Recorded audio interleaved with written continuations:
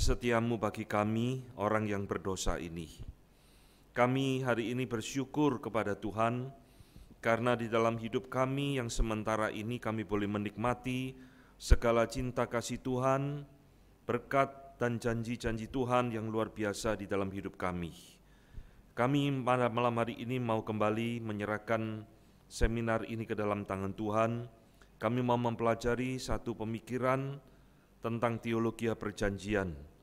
Tuhan, biarlah Engkau yang menolong kami, baik hamba-Mu yang berbicara, Tuhan tambahkan hikmat, boleh menjelaskan dengan benar, dan juga setiap kami yang mengikuti, baik di ruang ini maupun di rumah kami masing-masing, Tuhan juga tambahkan kami pengertian, agar apa yang kami bicarakan pada malam hari ini, membuat kami semakin takjub kepada Engkau. Terima kasih ya Tuhan, kami memberikan waktu kami, hati dan pikiran kami ke dalam tangan-Mu. Dalam nama Tuhan kami Yesus Kristus kami berdoa, amin. Silakan duduk, selamat malam semuanya. Ya, selamat malam juga ya yang ada di Zoom. Saya tidak bisa melihat saudara dan tidak bisa menyapa saudara masing-masing, tapi biarlah malam ini kita boleh bertumbuh bersama-sama. Saudara, seperti yang dijadwalkan, ya sebetulnya tema ini kita bawakan bulan yang lalu, tetapi karena bulan lalu itu ada eksiden luar biasa ya, sehingga harus dibatalkan mendadak dan baru boleh berlangsung pada malam hari ini. Saudara, tema kita pada malam hari ini akan berbicara tentang teologi atau teologi perjanjian ya. Nah, saudara yang dikasihi Tuhan, apa itu teologi perjanjian dan mengapa harus ada teologi perjanjian? Ini semua nanti akan kita bahas ya, karena teologi perjanjian ini adalah salah satu ciri khas di dalam teologi reform. Jadi teologi yang merumuskan, yang menemukan ya dalam tanda petik menemukan teologi perjanjian ini di dalam Alkitab itu adalah di dalam pemikiran teologi reform. Nah, saudara sekalian, mengapa teologi perjanjian ini penting bagi kita ya? Karena Allah itu adalah Allah pencipta, Allah yang maha besar. Kita ini adalah ciptaannya yang tidak equal, tidak sebanding antara pencipta dengan ciptaan. Maka dari itu saudara, bagaimana pencipta ini bisa berkomunikasi dengan ciptaannya, bisa berelasi, ya, bisa mengasihi, bisa ada satu hubungan antara pencipta dengan ciptaan. Nah, itulah yang menjadi jawaban mengapa teologi perjanjian itu ternyata harus ada di dalam Alkitab. Dan kita akan malam ini belajar tentunya dari sudut pandang pemahaman teologi reform, ya. Reform Covenant Theology, dan malam ini kita akan khusus membahas tentang Covenant of Redemption. Kenapa saudara? Karena teologi covenant ini sesuatu yang sangat luas sekali yang tidak mungkin bisa diselesaikan di dalam satu kali pertemuan. Maka saya akan malam ini khusus berbicara tentang Covenant of Redemption. Ya, nah kita akan memulai apa itu definisi daripada covenant theology ya. Apa itu covenant theology? Nah, seperti biasa saya akan memakai beberapa sumber supaya membuat kita lebih jelas ya. Saudara Michael Horton ya di dalam bukunya Introducing Covenant Theology dia mengatakan covenant itu adalah sebuah relationship ya, sebuah hubungan dari janji dan ikatan, oaths and bonds, dan melibatkan secara mutual. Mutual itu ketersalingan ya, melalui sesuatu komitmen, dan belum tentu dan tidak selalu komitmen itu bersifat equal, setara. Tetapi saudara lihat, covenant adalah istilah lain daripada perjanjian, itu selalu menunjuk kepada satu relation antara dua pihak ya, meskipun itu tidak equal, tetapi di situ ada satu ikatan, ada hak dan kewajiban ya, jadi masing-masing pihak, dan dituntut satu komitmen yang kuat dari masing-masing pihak. Saudara, definisi lain untuk memperkaya kita saya ambilkan dari Wayne Grudem di dalam Systematic Theology. Dia mengatakan atau mendefinisikan apa itu covenant. Covenant atau perjanjian adalah sesuatu agreement yang tidak bisa dirubah, unchangeable, yang diberikan atau diinisiasi oleh Allah, divinely imposed ya, secara legal, secara hukum, secara sah, yang tidak bisa dirubah antara Allah dan manusia, yang melibatkan condition, syarat dan dari hubungan Allah dan manusia. Jadi di dalam perjanjian antara Allah dan manusia yang akan kita bahas ini, itu melibatkan sesuatu agreement, dan itu selalu dimulai dari diri Allah, inisiatif Allah. Allah yang memulai, Allah yang memberikan kepada kita condition, syarat apa yang harus dilakukan oleh manusia dan apa yang menjadi hak dan kewajiban dari Allah maupun dari manusia, ya. Jadi saudara, teologi perjanjian ini berbicara tentang relasi antara Allah dengan manusia yang dinyatakan di dalam Alkitab. Kalau kita membaca Alkitab secara sepintas, kita tidak akan tahu bahwa di dalam Alkitab kita sebenarnya ada sebuah covenant, perjanjian, relasi antara Allah dan manusia itu diikat, ya, diatur dengan sebuah covenant ini, ya. Nah, saudara sekalian, ternyata covenant ini kalau kita lihat di dalam Alkitab, kita akan menemukan, ya, bukan hanya antara Allah dengan manusia, saudara, tetapi juga bisa terjadi di antara perjanjian antar bangsa. Ini Yosua 9 dan sebagainya. Ini kalau tidak salah perjanjian antara Israel dengan Gibeon, ya, Yosua pasal 9. Perjanjian antara raja dan rakyatnya, Yeremia 34, ya, membuat sebuah covenant, sebuah perjanjian. Termasuk Kejadian 21, di situ adalah perjanjian bisnis, ya. Nah, kemudian antara sahabat, 1 Samuel 20 ayat 16, ini Daud dan Yonatan mengikat sebuah covenant, perjanjian di antara kedua orang itu. Termasuk adalah tuan dan hambanya, 2 Samuel 3 ayat ke-12, dan terakhir adalah suami dan istri. Jadi saudara, pernikahan di dalam iman Kristen dari sudut pandang teologi reform itu juga bisa dilihat dari kacamata sebuah perjanjian, ya. Maka di dalam kekristenan pernikahan itu bukan sakramen, tetapi ada sebuah covenant di mana dua orang, laki-laki dan perempuan, itu mengikat sebuah perjanjian untuk saling setia, saling mengasihi dan lain-lain. Ini diambil dari Malaki 2 ayat 14, ya. Kita tidak membaca semua ayat-ayat ini. Nah, saudara lihat, covenant itu bisa terjadi antara pihak yang equal, suami dan istri equal, tetapi juga bisa rakyat dan rajanya, tuan dan hambanya, unequal relation, termasuk Allah dengan kita. Itu adalah sesuatu perjanjian yang unequal, tidak setara, ya. Allah yang menginisiasi untuk membuat sebuah perjanjian dengan manusia. Saudara sekalian, apa sih pentingnya kita itu memahami teologi perjanjian ini, saudara? Ya, apa pentingnya kita mempelajari tentang covenant teologi ini? Yang pertama, saudara, teologi perjanjian ini menurut saya adalah semacam kacamata, ya. Kacamata yang menolong kita untuk melihat Alkitab secara utuh. Karena nanti setelah kita mempelajari tentang teologi perjanjian ini, kita pasti akan berbeda membaca dan mentafsirkan Alkitab, ya. Kita pasti akan melihat Alkitab dengan sesuatu keindahan yang berbeda. Khususnya saudara, di dalam teologi perjanjian ini kita akan melihat bagaimana Allah itu merencanakan keselamatannya bagi manusia melalui Yesus Kristus. Jadi keselamatan yang Tuhan berikan kepada kita melalui Yesus Kristus itu nanti kita akan pelajari di dalam Covenant of Redemption ini, bukan satu kebetulan, ya.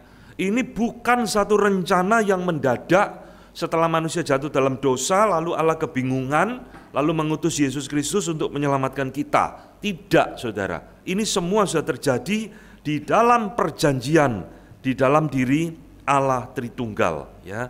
Nah, kedua, teologi covenant ini adalah teologi yang penting menjadi fondasi di dalam mentafsirkan Allah dan Alkitab dengan lebih tepat lagi.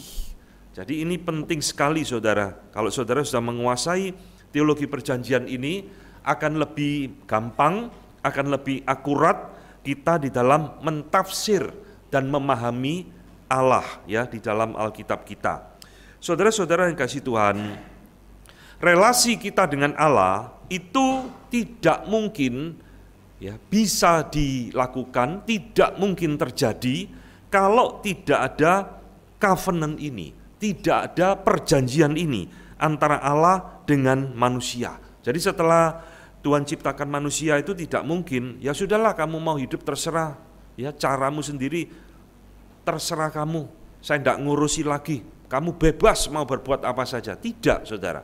Itulah sebabnya Michael Horton di dalam bukunya memberikan kepada kita satu kalimat yang menarik, saudara. Dia mengatakan bahwa manusia itu bukan dicipta lalu diberikan perjanjian oleh Allah. Horton mengatakan, we are created as covenant creatures. Kita ini diciptakan oleh Allah sebagai makhluk perjanjian ini. Jadi tidak mungkin tidak, saudara. Ini satu kepastian bahwa kita itu akan terikat di dalam sebuah perjanjian antara Allah dengan ciptaannya. Maka Horton mengatakan, as covenant creatures by nature, sebagai makhluk covenant secara alamiah, setiap pribadi itu memiliki relation dengan Allah. Saudara-saudara, memiliki relation dengan Allah inilah ciri manusia. Manusia itu selalu berelasi dengan Allah. Cuma bedanya nanti hanya ada dua macam jenis manusia yang kita kenal dengan istilah entahkah kita itu covenant keepers atau kita adalah covenant breakers. Entahkah kita ini orang yang setia menjaga perjanjian Allah dengan kita, ataukah kita covenant breakers, pelanggar perjanjian Allah. Jadi manusia di dalam dunia itu cuma dua macam ini tok di mata Tuhan, saudara. Entahkah dia covenant keepers, umat pilihan Tuhan yang setia dengan Tuhan, yang memelihara hukum-hukumnya, yang berelasi dengan Allah, atau dia adalah covenant breakers, orang yang melawan Tuhan, yang memberontak perjanjian Allah dan sebagainya. Jadi saudara, inilah kepentingan daripada teologi perjanjian. Jadi ini sesuatu yang sangat penting sekali yang juga ditekankan kembali oleh Francis Turretin. Francis Turretin adalah teolog reform di dalam masa post-reformasi, saudara. Dan dia mengatakan, yang saya garis bawahi saja yang penting bahwa teologi perjanjian itu the greatest importance in theology. Sesuatu yang paling penting di dalam teologi, yang terdiri dari consisting in communion with God, of God with man. Jadi yang terdiri dari persekutuan antara Allah dengan manusia, di mana dia itu melingkupi atau mencakup segala berkat Tuhan kepada manusia dan tugas-tugas manusia, kewajiban-kewajiban manusia kepada Allah. Maka saudara, Turretin mengatakan garis bawah, the discussion of it, pembicaraan tentang covenant ini menuntut peculiar accuracy, ketepatan, akurasi di dalam memahami teologi perjanjian ini. Saudara yang kasih Tuhan, inilah pentingnya mengapa teologi perjanjian itu harus kita pahami dengan baik. Karena ini membawa kita semakin mengenal Allah, rencana Allah yang luar biasa di dalam kehidupan kita, orang-orang yang berdosa ini, dan sekaligus teologi perjanjian ini akan menolong kita untuk memahami dan mengenal siapakah diri kita sendiri. Sekarang saya akan masuk ke dalam skema teologi perjanjian yang ada di dalam Alkitab. Sekali lagi saudara sekalian, skema ini dirumuskan oleh para teolog-teolog reform kira-kira 500 tahun yang lalu. Nah, sebelum itu tidak pernah ada pembicaraan, tidak pernah ada perumusan tentang teologi perjanjian. Saya sudah buatkan skemanya kira-kira seperti ini, Ini yang akan kita bahas pada malam hari ini, saudara, Covenant of Redemption, perjanjian penebusan. Jadi saudara, Allah itu sejak kekekalan itu sudah merencanakan penebusan bagi manusia yang berdosa. Di dalam kekekalan berarti sebelum manusia jatuh di dalam dosa, Allah sudah merencanakan penebusan. Nah, Covenant of Redemption, rencana penebusan ini saudara, Di dalam waktu, jadi covenant of redemption itu bicaranya di dalam kekekalan ya, di luar waktu. Maka di dalam waktu, covenant of redemption ini diwujudkan, dimanifestasikan oleh Allah di dalam dua covenant yang lain. Pertama disebut dengan covenant of work, perjanjian perbuatan, atau perjanjian karena sesuatu ketaatan. Ya, work. Nah, ini saudara muncul di dalam dirinya Adam. Ya, Adam itu adalah diikat oleh Allah di dalam sebuah perjanjian. Jadi Adam itu diciptakan Allah bukan, saya katakan tadi, sudah bebas kamu mau terserah apapun. Tidak, saudara. Allah itu punya tuntutan. Allah itu ada relasi dengan Adam yang diikat melalui sebuah covenant, perjanjian. Ada hak yang Allah akan berikan, ada kewajiban yang juga Adam harus lakukan kepada Allah. Ya, maka paling jelas adalah Tuhan memberikan perintah, jangan kamu makan buah pengetahuan baik dan jahat ini. Itu adalah di dalam konteks sebuah perjanjian. Ya. Nah, covenant of work. Satunya lagi adalah covenant of grace. Bedanya apa, saudara? Bedanya adalah covenant of work itu diberikan oleh Allah pada waktu manusia itu sebelum berdosa. Ya, sebelum Adam itu berdosa, maka perjanjian itu didasarkan kepada ketaatan Adam kepada Allah. Kalau taat, Adam akan hidup kekal. Kalau tidak taat, ya akan terjadi hukuman. Betul kan? Nah, akhirnya kan Alkitab mengatakan Adam tidak taat, saudara. Dia jatuh ke dalam dosa, dan dosa itu membawa dampak kepada kita sampai hari ini. Lalu pertanyaannya, apakah perjanjian Allah kalau begitu bubar? Perjanjian Allah batal di dalam rencana menyelamatkan manusia? Tidak. Itulah sebabnya Tuhan memberikan kepada kita perjanjian yang baru, covenant of grace, yang tidak lagi didasarkan kepada ketaatan manusia, tetapi didasarkan kepada perjanjian anugerah, yaitu berdasarkan anugerah Tuhan semata-mata untuk orang berdosa. Mulai paham ya? Saudara mengerti kenapa kita selalu menggembar-gemborkan bulan depan kita masuk ke bulan reformasi, sola gratia, salah satu semboyan kita. Kita diselamatkan hanya karena anugerah, bukan karena perbuatan work. Ya, ini jawabannya, saudara. Karena perbuatan manusia sudah gagal. Tuhan memberikan jalan yang baru melalui keselamatan di dalam Yesus melalui covenant of grace. Dan di dalam covenant of grace inilah saudara akan menemukan, ya. Nah, ini ada kesalahan ya, saya ngetik Adam masuk di sini, ini sebenarnya kurang tepat. Adam itu masuk di covenant of work.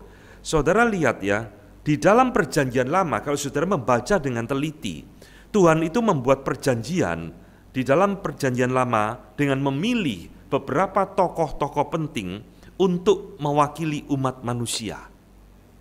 Dimulai dari Nuh, Tuhan membuat perjanjian. Ya, ini tidak bisa kita bahas satu persatu karena ini panjang sekali. Tuhan membuat perjanjian yang kedua dengan Abraham, saudara. Aku akan menjadikan engkau satu bangsa yang besar, dan melalui keturunan, melalui engkau segala bangsa di muka bumi akan mendapat berkat. Ya, ini perjanjian. Ya. Ketiga, Tuhan mengadakan perjanjian dengan Moses, Musa. Aku akan mengadakan perjanjian dengan engkau, ya. Keempat, dengan Daud dengan keturunannya, dan terakhir nanti di dalam perjanjian baru Allah mengikat perjanjiannya dengan sebutan perjanjian baru di dalam Yesus Kristus. Dan di dalam setiap perjanjian ini, saudara, selalu Tuhan itu memberikan tanda perjanjian, the sign of covenant. Masih ingat Nuh itu tandanya apa? Pelangi, ya. Itu tanda perjanjian. Aku akan meletakkan busurku di atas langit. Ya, aku berjanji tidak akan memberikan penghukuman lagi air bah. Selam itu perjanjian. Ya. Kemudian Abraham tandanya apa, saudara? Sunat. Ya, sunatkan semua laki-laki di dalam keturunanmu, baik orang asing dan sebagainya. Moses itu tandanya adalah hukum Taurat. Daud itu tandanya adalah simbol kerajaan, dan Tuhan Yesus itu tandanya nanti adalah di dalam sakramen. Saudara mulai paham sekarang bahwa di dalam perjanjian Allah sejak PL sampai PB itu mencapai puncaknya di dalam diri Tuhan Yesus. Maka setiap kali kita perjamuan kudus, kita selalu diingatkan kembali oleh perkataan Tuhan Yesus. Apa itu? Inilah tubuhku yang terpecah-pecah bagi engkau. Inilah darahku yang tercurah bagi engkau. Ya, darah perjanjian yang ditumpahkan bagi penebusan dosa. Itu, saudara. Ya, jadi saudara lihat Allah kita ini luar biasa, saudara. Dia Allah yang merencanakan dari alfa sampai omega begitu detail setiap apa yang menjadi rencananya bagi umat pilihannya. Mulai dari kekekalan sampai nanti di dalam kekekalan. Nah, malam ini kita tidak bisa membahas semuanya. Saya hanya akan memfokuskan pembicaraan tentang covenant theology ini di dalam covenant of redemption. Saya ingin mengajak saudara belajar mengenal tentang perjanjian penebusan, covenant of redemption. Apa itu, saudara? Ya, saudara sekalian, benih dari pengajaran covenant of redemption ini itu sudah ada di dalam pemikiran para reformator, ya, Martin Luther, John Calvin, dan lain-lain dan sebagainya. Tetapi masih samar-samar, saudara, masih belum terumuskan dengan baik, ya, dengan sistematis. Dan doktrin ini akhirnya berkembang pada awal abad ke-17 di dalam masa post-reformation. Jadi teologi covenant ini berkembang di dalam setelah reformasi yang diteruskan oleh para teolog-teolog di dalam zaman ini. Ya, salah satunya tadi saya katakan Francis Turretin dan sebagainya. Nah, kenapa demikian, saudara? Kenapa teologi covenant ini baru berkembang di dalam masa post-reformation? Saya menemukan jawabannya dari seorang teolog reform yang bernama John Vesco, ya, di dalam bukunya The Trinity and the Covenant of Redemption. Buku ini sangat bagus sekali kalau sudah bisa membaca, baik, ya. Dia mengatakan ada jadi dua hal yang menjadi turning point. Ada dua hal yang menjadi titik balik mengapa para teolog membicarakan dan mengembangkan tentang Covenant of Redemption ini di dalam masa mereka. Yang pertama, saudara, dia mengatakan, ya, adanya refined exegesis yang saya garis bawahi. Exegesis yang diperbaiki. Jadi di dalam masa ini orang membaca Alkitab itu lebih dalam lagi. Dengan metode-metode penafsiran yang diperbaiki, dimurnikan. Ya, refined exegesis. Sehingga di dalam masa ini mereka menemukan kekayaan teologi, menemukan firman Tuhan itu dengan lebih dalam lagi, khususnya di dalam pembahasan dengan teologi perjanjian ini. Dan yang kedua faktor itu adalah old questions, pertanyaan-pertanyaan lama yang belum terjawab. Ya, apa sih relasi Allah dengan manusia dan sebagainya?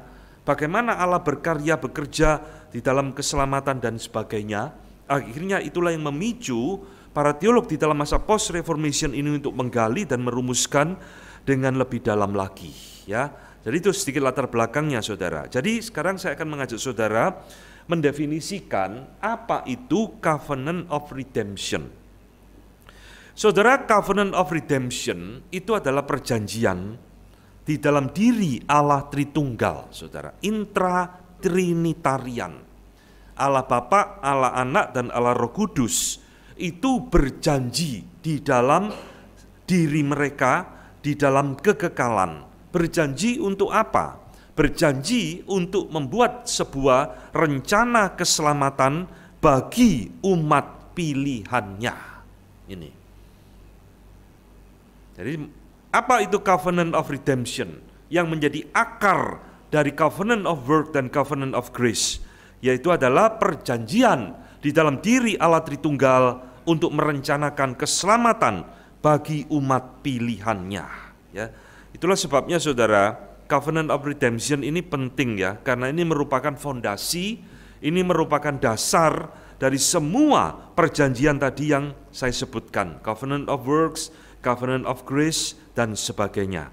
Jadi Robert Latham ya di dalam bukunya mengatakan, saudara, bahwa covenant of redemption ini menyaksikan sesuatu yang sangat penting sekali yang menjadi eternal foundation, dasar yang kekal dari seluruh karya penebusan Allah, ya, baik secara alam semesta, kosmik, baik secara gerejawi, eklesial, maupun secara pribadi, individual, dan semua hal di dalam sejarah umat manusia. Jadi saudara, dunia ini berjalan bukan tanpa rencana Allah, khususnya di dalam hal keselamatan. Ya. Allah Tritunggal itu sudah merencanakan dari kekekalan keselamatan umat pilihannya. Nah, kita akan melihat sekarang apa keunikan covenant of redemption ini. Saudara-saudara, covenant of redemption ini merupakan, saya ulangi, perjanjian di antara 3 pribadi Allah Tritunggal untuk menebus umat pilihan manusia, umat pilihan Allah, tapi tidak melibatkan manusia. Jadi kalau di dalam covenant of work itu Allah melibatkan manusia. Adam, ya, termasuk Nuh, Abraham, Moses, Daud, dan sebagainya. Melibatkan manusia. Perjanjian antara Allah dengan manusia. Covenant of work dan covenant of grace. Tapi di dalam covenant of redemption ini, manusia tidak ikut campur, saudara. Ya, manusia belum ada, karena ini perjanjian antara Allah Tritunggal di dalam kekekalan. Nah, ya, kedua ini, bedanya apa? Ini perjanjian yang terjadi di dalam kekekalan. Sedangkan perjanjian yang lain, Adam, Abraham, Musa, itu semua terjadi di dalam waktu dan sejarah. Ini yang membedakan covenant of redemption dengan covenant yang lain. Ketiga, covenant ini dilakukan oleh pihak yang sederajat, equal party, yaitu pribadi dari Allah Tritunggal. Ya. Sederajat, saudara. Nanti perjanjian Allah dengan manusia itu pasti tidak sederajat. Nah, pertanyaannya, dari mana sih ayat-ayat yang mengajarkan tentang covenant of redemption? Saya sekarang mengajak saudara melihat beberapa ayat penting di dalam Alkitab kita yang menjadi dasar tentang covenant of redemption ini. Ya, misalnya saudara, Herman Witsius, ya, Herman Witsius memakai Sakaria 6 ayat 13 untuk menunjuk tentang kehadiran covenant of redemption ini. Ya, bunyinya, Dialah yang akan mendirikan bait Tuhan, dan dialah yang akan mendapat keagungan dan akan duduk memerintah di atas tahtanya. Di sebelah kanannya akan ada seorang imam dan pemufakatan ini, ya, pemufakatan tentang damai akan ada di antara mereka berdua. Pemufakatan, covenant, perjanjian antara Allah Bapa dengan Allah Anak. Nah, ini yang dijadikan dasar. Satu lagi, Mazmur 2 ayat ke-7. Aku mau menceritakan tentang ketetapan Tuhan. Ia berkata kepadaku, anakku engkau telah kuperanakkan pada hari ini. Jadi ini adalah perjanjian antara Allah Bapa dengan Allah Anak, di mana Allah Bapa itu memperanakkan sang anak. Ya, engkau telah kuperanakkan pada hari ini. Meskipun tidak terlalu jelas.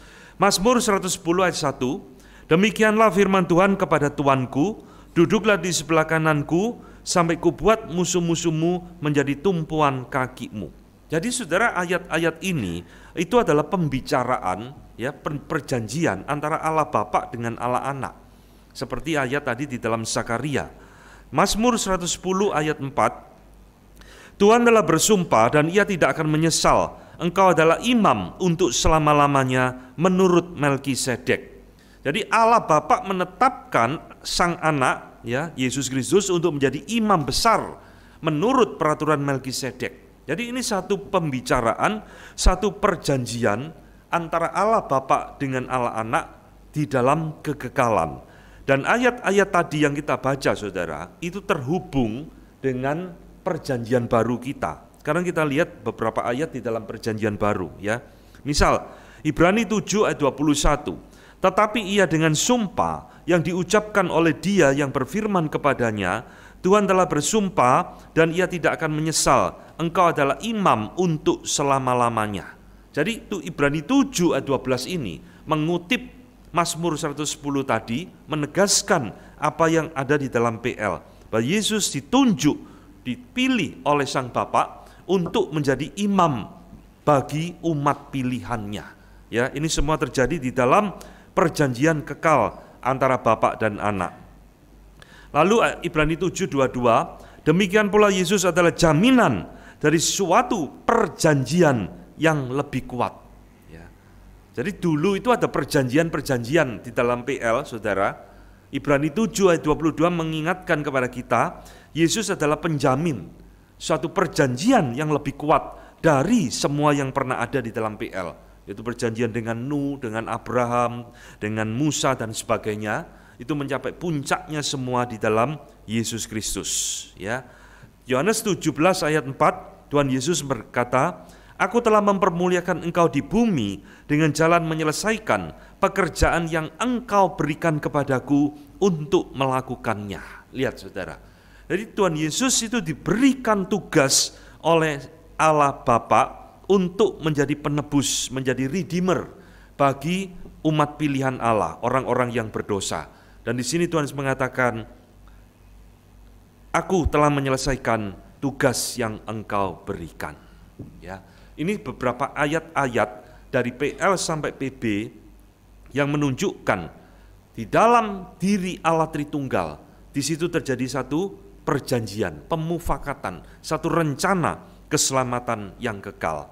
Nah, itulah sebabnya saudara ya, John Vesco ya di dalam bukunya, saya menyebut banyak nama-nama teolog-teolog ini supaya saudara mulai mengenal sedikit-sedikit ya, bahwa kekristenan ini adalah satu iman yang sangat kaya sekali, sangat limpah sekali.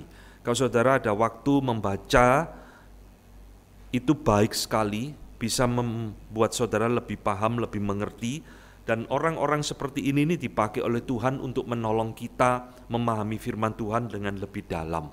Ya, itulah sebabnya di dalam semua kelas saya selalu memperkenalkan teolog-teolog reform supaya saudara belajar dan mengerti. Saudara Vesco di dalam bukunya tadi yang kita baca, dia mengatakan bahwa di dalam semua elemen-elemen dari ayat-ayat yang tadi kita baca ini, itulah menunjuk kepada Pactum Salutis. Pactum Salutis itu adalah Covenant of Redemption. Ini bahasa Latinnya, saudara. Pactum itu fakta. Ya, fakta itu perjanjian. Salutis itu salvation. Ini perjanjian keselamatan, Pactum Salutis, yaitu suatu perjanjian, agreement, ya, among the triune God, di antara Allah Tritunggal untuk merencanakan, to plan, dan untuk melaksanakan penebusan bagi orang pilihan Allah. Ini, saudara. Jadi Covenant of Redemption itu, sekali lagi ada perjanjian Allah Tritunggal yang tidak melibatkan kita. Dia di dalam kekekalan sudah berencana untuk menebus umat pilihannya.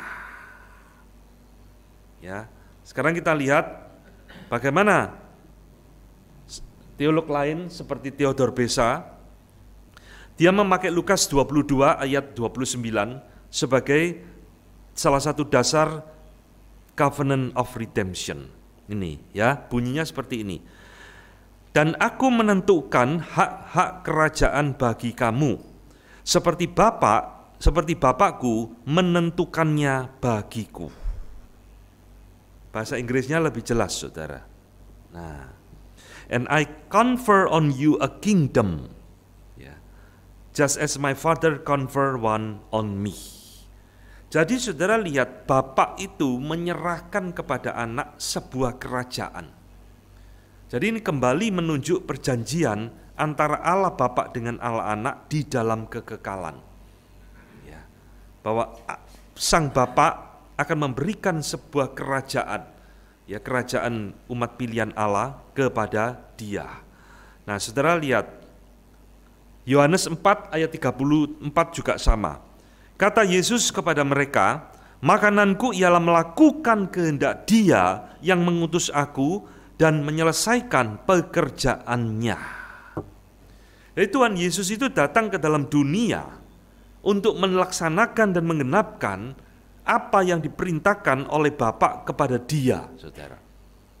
Apa itu? Yaitulah isi dari Covenant of Redemption, bahwa Sang Anak diutus oleh Bapa untuk menebus dan menyelamatkan umat pilihannya. Ya, termasuk ayat-ayat lain yang banyak, kita tidak membacanya. Maka saudara lihat, Fesko memberikan kepada kita kesimpulan bahwa ini menyimpulkan, atau kesimpulan-kesimpulan ini tidak diambil dari satu atau dua ayat saja, tetapi kesimpulan tentang Covenant of Redemption ini diambil dari berbagai macam ayat yang tersebar di seluruh Alkitab kita.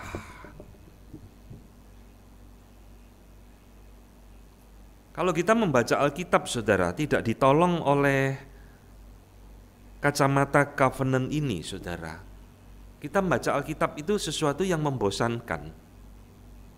Apa isinya kok begini-begini terus, ya? Tapi kalau kita mulai mengerti tentang covenant teologi ini, kita bisa melihat ternyata di balik hal-hal yang nampaknya sepele, hal-hal yang nampaknya remeh, di situ ada pekerjaan Allah satu persatu berjalan di dalam sejarah untuk menggenapkan rencana keselamatannya. Kalau kita membaca, saudara, kisah hidup Daud, ya jatuh berzina dengan Batsyeba. Apa ini? Raja kok berzina, berbuat dosa. Tapi kalau kita melihat Covenant of Redemption ini, justru dari hal-hal seperti inilah, dari keturunan Batsyeba inilah lahir Mesias. Tuhan bisa pakai kejahatan manusia, keberdosaan manusia, kekurangan manusia, kelemahan manusia untuk menggenapkan rencananya. Ya. Jadi saudara, Covenant of Redemption ini ada sesuatu yang sangat penting sekali. Maka isinya apa kira-kira? Nah, sekarang kita akan belajar dari seorang Puritan Reform yang bernama John Owen, ya. Saudara, John Owen di dalam bukunya The Mystery of the Gospel Vindicated and Socianism Examined, ya. Jadi misteri daripada Injil itu dipertahankan dan ajaran bidat sosianisme itu kita kritisi, ya. Dia di dalam buku ini memberikan di dalam Covenant of Redemption perencanaan perjanjian antara Bapa dengan Anak, ada 5 unsur penting di dalamnya, saudara. Perhatikan ya, apa 5 unsur penting itu yang mencakup requirements and promises, atau hak dan janji-janji dari Allah Bapa kepada Allah Anak. Pertama, saudara, Owen mengatakan, Sang Bapa sebagai pemberi janji, the promiser, dan Anak sebagai undertaker, pelaksana, ya, secara voluntarily, secara sukarela, agree together in council. Secara sukarela, kedua pihak ini, Bapa dan Anak, ya, sepakat, setuju untuk menjalankan a common purpose, tujuan yang sama, yaitu apa? The glory of God and the salvation of the elect. Ini ayat-ayatnya kita tidak usah membaca, saudara nanti silakan baca di rumah. Jadi Bapa dan Anak itu sama-sama memang rela, setuju dan sepakat untuk mengerjakan tugas yang sama, ya. Jadi ada satu visi Bapa dan Anak. Kedua, Owen mengatakan di dalam Covenant of Redemption, Sang Bapa itu memberikan condition bagi perjanjian ini.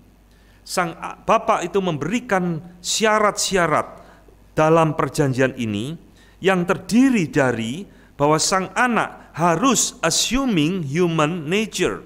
Sang Anak harus turun ke dalam dunia mengambil natur manusia.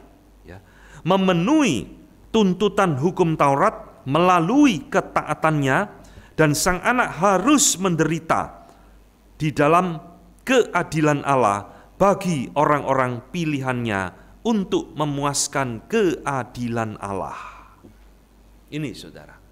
Jadi dalam kekekalan Allah Bapa itu sudah memerintahkan kepada sang anak, kamu harus turun jadi manusia, mengambil tubuh manusia di dalam segala kelemahannya, dan kau akan menggenapkan tuntutan hukum Taurat melalui ketaatan hidupmu, passive obedience dan active obedience, dan kau harus mati di atas kayu salib, menderita untuk menebus dosa orang pilihan, untuk memuaskan keadilan Allah. Dan sang anak itu voluntarily, secara sukarela, agree, saya mau. Kenapa saudara? Ya karena Allah mengasihi kita. Ini loh misteri di balik kasih Allah itu nyata di dalam, kalau saudara mengerti tentang covenant of redemption, saudara. Kita ini siapa kok Tuhan sampai mau turun ke dalam dunia? Dia tidak usah turun ke dalam dunia juga tidak apa-apa. Bukan tugasnya dia, bukan kewajibannya dia mati untuk kita. Tapi covenant of redemption mengingatkan kepada kita, Bapak dan anak mau melakukan itu karena mengasihi kita. Ketiga, Owen mengatakan, di dalam perjanjian antara Tritunggal itu, sang Bapak berjanji kepada sang anak bahwa dia akan mendukung sang anak, support him, dan jika anak telah menyelesaikan pekerjaan yang diberikan kepada dia, dia akan mendapatkan keselamatan dan kemuliaan bagi orang-orang pilihannya. Dan sang Bapa menegaskan janjinya ini melalui sebuah sumpah. Ini ayat-ayatnya. Ya. Jadi sang Bapa akan menyertai sang anak, mendukung dan memberikan janji, kalau engkau sudah menyelesaikan tugasmu, kau akan diberikan keselamatan bagi orang-orang pilihan yang engkau tebus. Yang keempat, nah ini ya, sang anak dengan sukarela menerima semua persyaratan yang diberikan oleh Bapa, dan dia menjalankan fungsinya sebagai penjamin dari perjanjian tersebut, surety of the covenant. Itulah sebabnya tadi di dalam Ibrani mengatakan dia adalah penjamin dari satu perjanjian yang lebih baik, yang lebih kuat, yang lebih indah.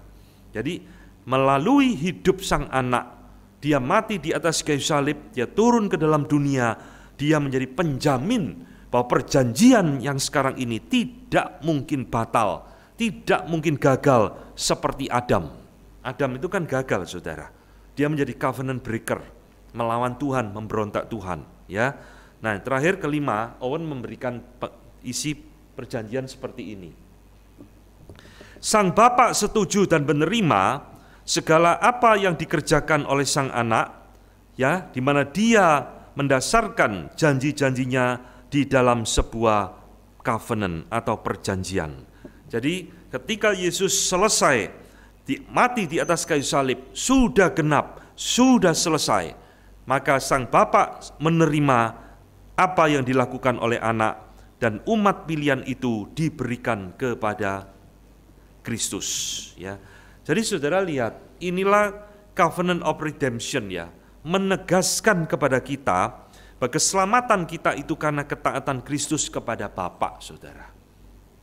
Bukan karena ketaatan kita, bukan karena perbuatan kita, bukan karena apa-apa dari diri kita, tidak ada. Itu semua murni bergantung kepada ketaatan Kristus kepada Bapa. Nah, itulah sebabnya saudara, sebagai upahnya, Kristus itu taat kepada Bapa. Dia menjalankan perintah Bapa, maka diberikannya umat pilihan kepada Kristus sebagai rewardnya. Ya, ini yang dikatakan oleh Louis Berkhof, seorang teolog reform yang abad ke-18, ya, mengatakan pekerjaan itu telah dilakukan dan pahala itu diberikan, dan orang-orang percaya dijadikan mengambil bagian dari sebagai buah daripada karya Kristus melalui anugerahnya. Ini Jadi kita itu diselamatkan karena karya Kristus, karena ketaatan Kristus yang taat kepada Bapa, yang tadi ayat-ayat tadi kita baca. Makananku adalah melakukan kehendaknya dan sebagainya, ya. Jadi saudara, covenant of redemption ini memberikan kepada kita satu kunci untuk mengerti tentang rahasia keselamatan, saudara. Ya, keselamatan kita itu sama sekali bukan karena usaha kita, ya. Herman Vetzius juga sama, saudara, mengatakan ya, bahwa kita telah mendemonstrasikan dengan jelas semua hal ini dari kitab suci, dan itu tidak bisa disangkali lagi bahwa ada sebuah perjanjian compact antara the Father and the Son yang merupakan foundation of our salvation. Ini, saudara. Keselamatan kita itu adalah karena perjanjian Allah dengan Sang Bapa dengan Sang Anak. Ya, di dalam sebuah covenant of redemption. Sekarang saya akan masuk mengajak saudara memikirkan tentang peran Kristus di dalam covenant of redemption. Jadi Kristus itu diutus oleh Bapa menjadi jalan keselamatan, menjadi mediator, menjadi penebus bagi kita. Apa sih perannya dia di dalam perjanjian ini? Ya, kalau tadi itu lebih kepada perannya Bapa, sekarang kepada perannya Kristus. Pertama, Kristus itu di dalam covenant of redemption adalah sebagai federal head atau head of covenant dan menjadi pengantara satu-satunya antara manusia dengan Allah. Saya jelaskan sedikit apa arti federal head, ya, atau head of covenant, kepala dari perjanjian. Saudara sekalian, hidup manusia itu sebenarnya ditentukan oleh dua pribadi, saudara. Dua pribadi, pertama Adam, kedua Kristus. Adam itu di Taman Eden diikat oleh perjanjian covenant of work dengan Allah, di mana Allah itu menuntut ketaatannya. Ketaatan yang mutlak dari Adam.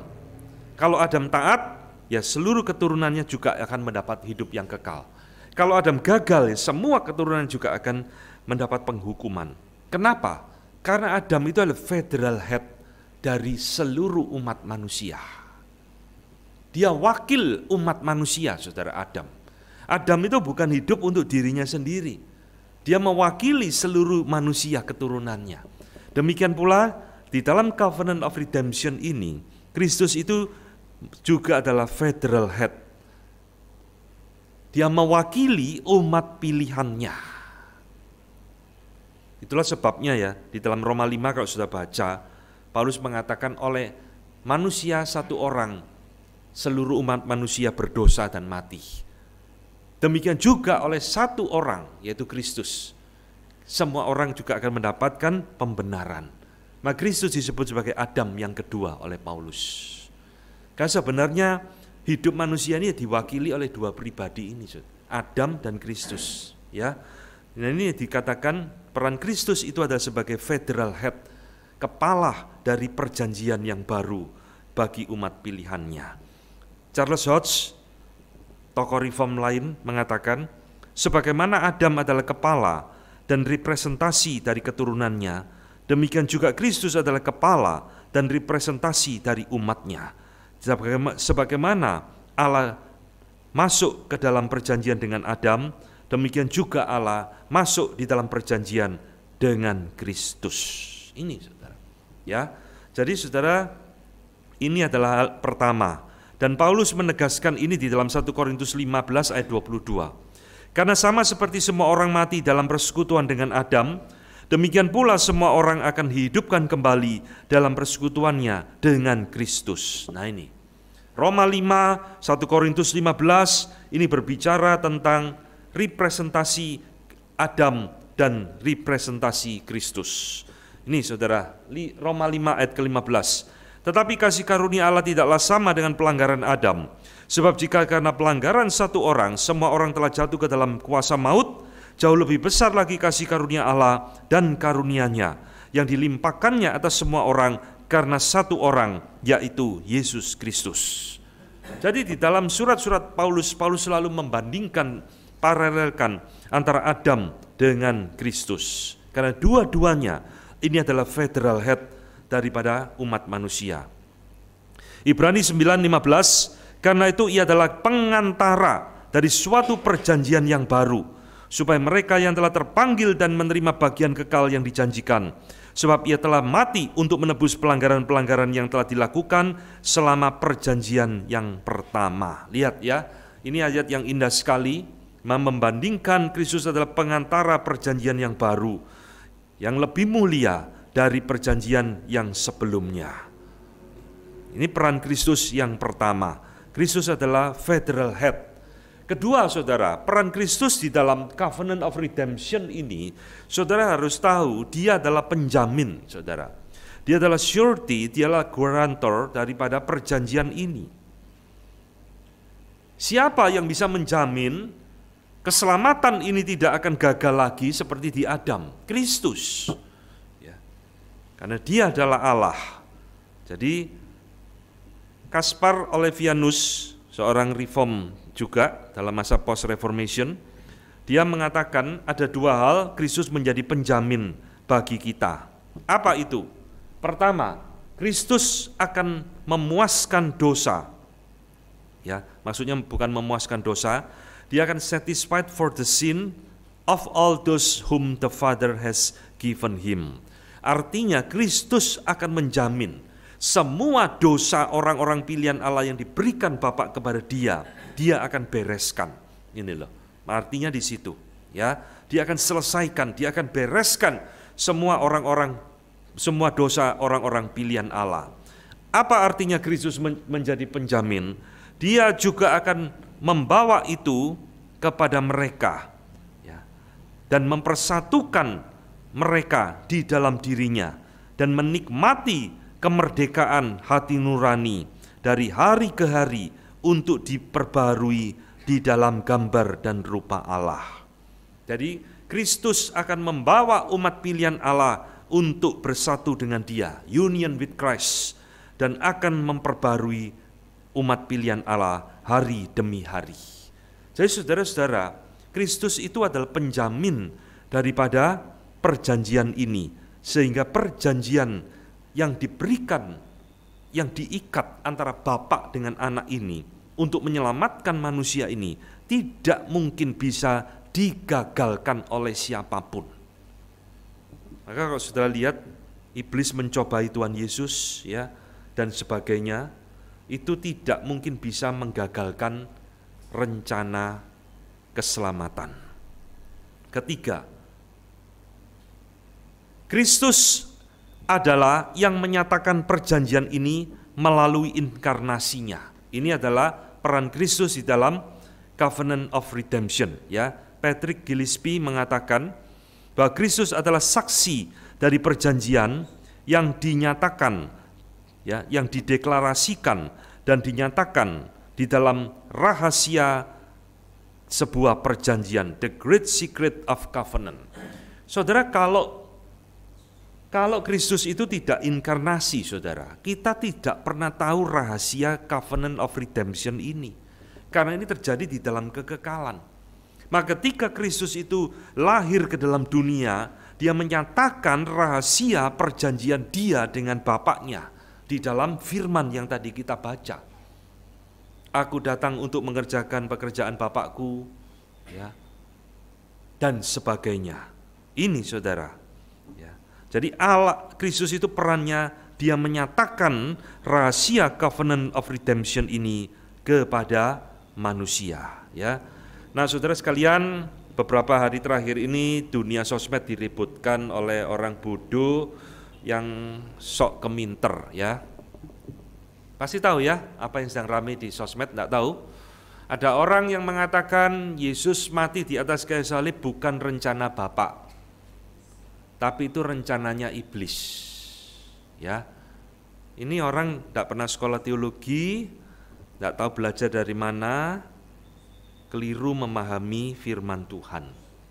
Hari ini saudara mengerti covenant of redemption.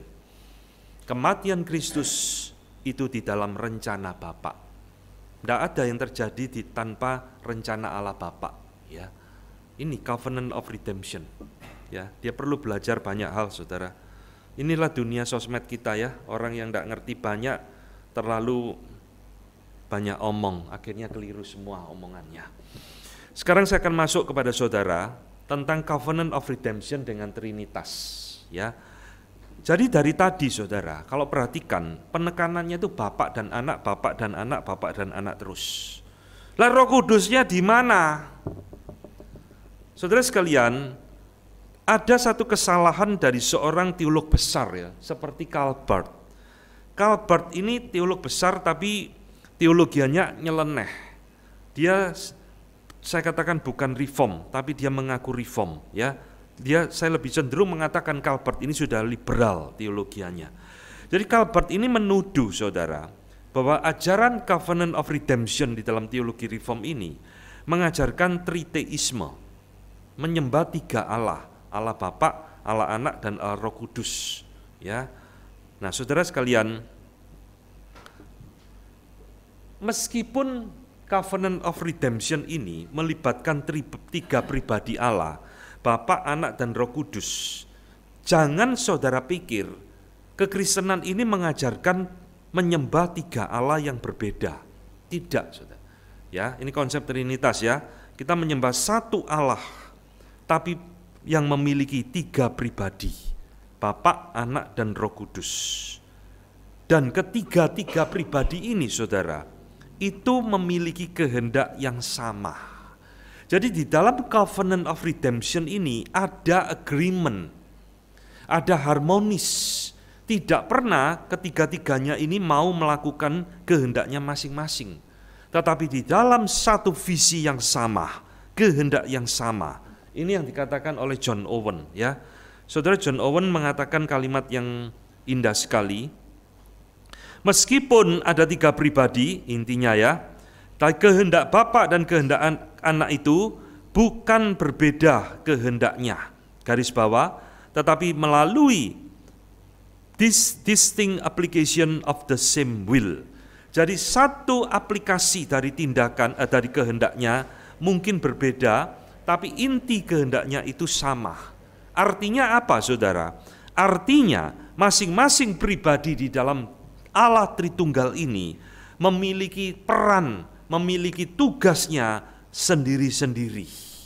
Tetapi ketiga-tiganya ini memiliki the same will, kehendak yang sama. Kadang-kadang suami istri itu kehendaknya bisa berbeda, saudara ya. Istri mau ke kanan, suami mau ke kiri. Nah, akhirnya gondok-gondokan ya, bisa. Tapi Allah Tritunggal itu tidak bisa seperti itu, saudara. Allah Anak maunya sendiri ya, Allah Bapa maunya sendiri, Allah Roh Kudus maunya sendiri. Lalu bingung, terus kita mau ngapain? Wah ribut, tidak.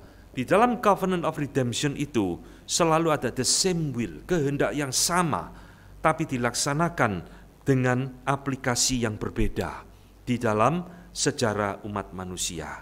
Ya, jadi saudara sekalian, ini adalah tentang kehendak yang sama. Terakhir saya ingin mengajarkan kepada saudara di dalam peran Kristus di dalam covenant of redemption ini. Saya ingin mengajarkan kepada saudara satu doktrin penting yang disebut dengan eternal function subordination of the Son, ya. Penundukan Allah, subordination dari Sang Anak secara fungsional di dalam kekekalan. Saudara-saudara, banyak orang selalu bingung, khususnya saudara-saudara kita dari negeri seberang ya, selalu kebingungan. Kekristenan ini katanya ada tiga pribadi, kalau enggak mau sebut tiga Allah, tiga pribadi yang sama-sama hakikatnya adalah Allah.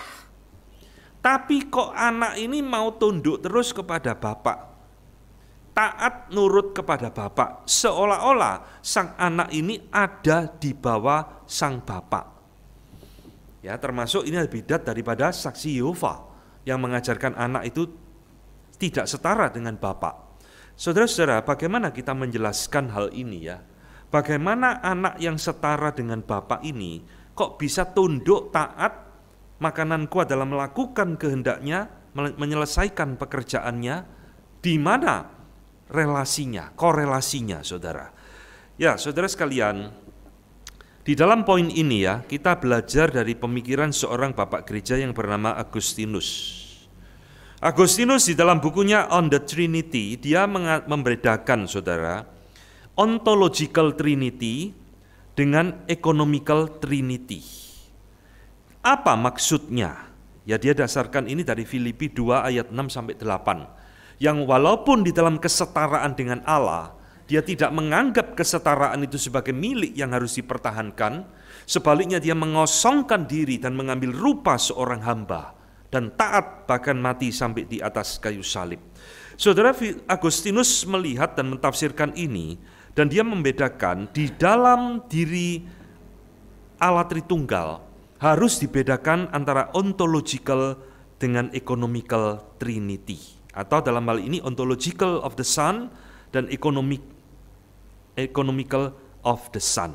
Artinya apa? Gini saudara, sebagai mediator, ketika Kristus itu memerankan perannya sebagai mediator, sebagai head of covenant, ya, maka di dalam hal inilah anak Allah, Kristus, pribadi kedua, itu dia tunduk dan taat kepada Bapa sejak di dalam kekekalan.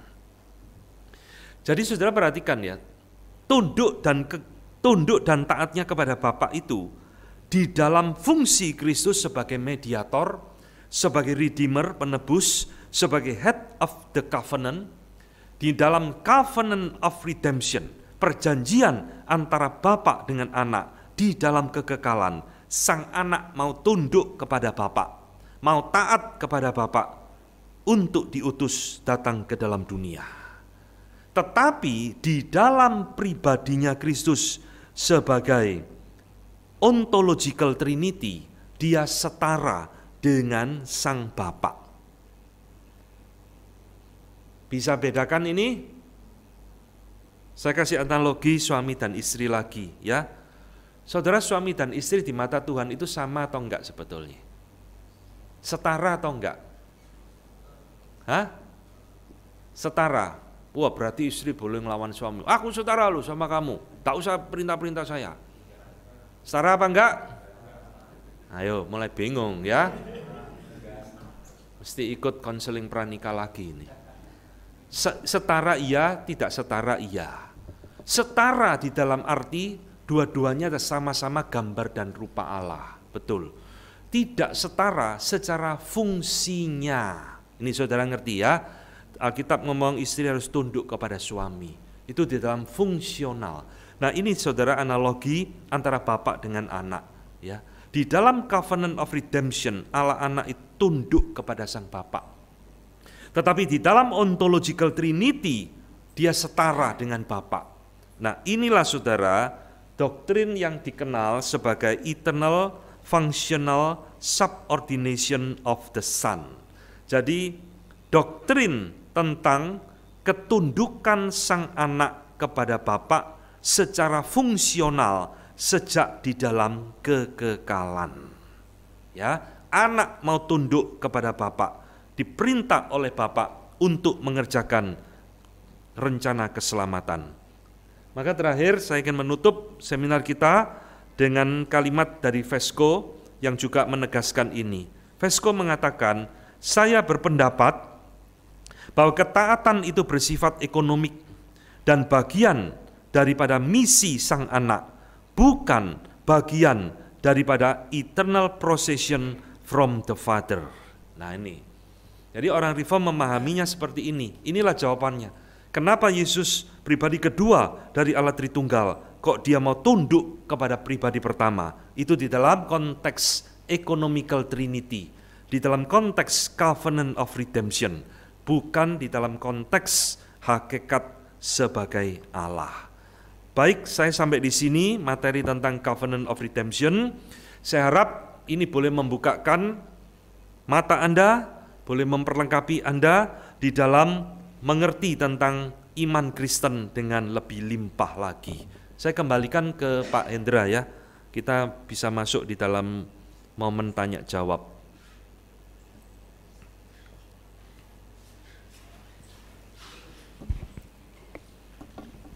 Oke, terima kasih kepada Pak Calvin ya. bagaimana